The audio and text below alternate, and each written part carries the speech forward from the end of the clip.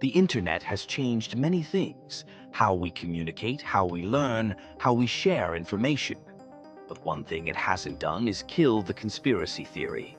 In fact, it has amplified them, turning old myths into new movements, fueling a paranoia that has gripped millions worldwide. At the center of this modern web of deception lies a theory that has adapted through time. It claims that a hidden elite, a secretive cabal, is pulling the strings behind every major event in history. Wars, financial crises, pandemics, none of them are accidents. Instead, they are orchestrated by a group of powerful figures who operate from the shadows, manipulating governments, controlling the media, and ensuring that the average person remains unaware of the truth. This idea is not new. It has existed in various forms for centuries. In the past, secret societies were blamed: the Freemasons, the Illuminati. Later, it evolved to target the wealthy, the influential, and those who held positions of power. Now, in the digital age, it has resurfaced in the form of ever-expanding, ever-mutating theory that seeks to explain every catastrophe as part of a grand design. One of the most pervasive beliefs within this conspiracy is that the world is ruled by a hidden elite that thrives on suffering. Some claim they manipulate stock markets and rig elections. Others insist they drink the blood of children, extracting a chemical that grants them eternal youth. It is a grotesque distortion of age-old myths, repackaged for the 21st century, but with devastating real-world consequences.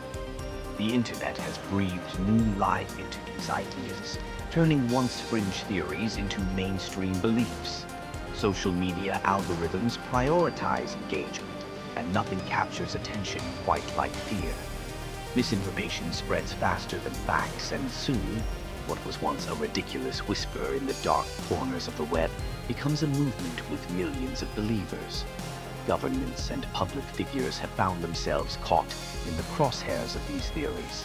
Some use them to their advantage, subtly encouraging the hysteria to deflect from their own failures.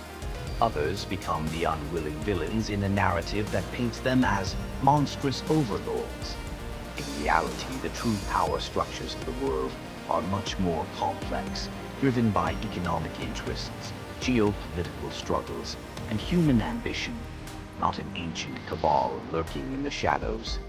Yet people cling to these theories because they offer simple answers to complicated problems. They provide a sense of control in a world that feels increasingly chaotic. If there is a grand conspiracy at work, then nothing is truly random, and that, in a strange way, is comforting. But the danger of these theories is real.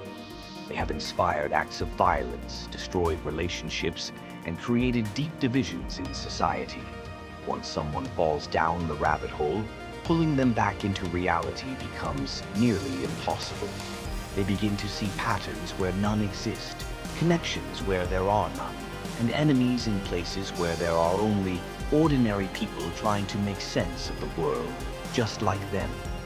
The question remains: who benefits from all this? Who gains from a world where millions believe in shadowy puppet masters rather than confronting the real challenges we face? Corruption, inequality, the erosion of democracy. Maybe the real conspiracy isn't about an elite cabal controlling the world. Maybe the real conspiracy is the one that keeps us so distracted chasing ghosts. We never demand change from those who truly hold power.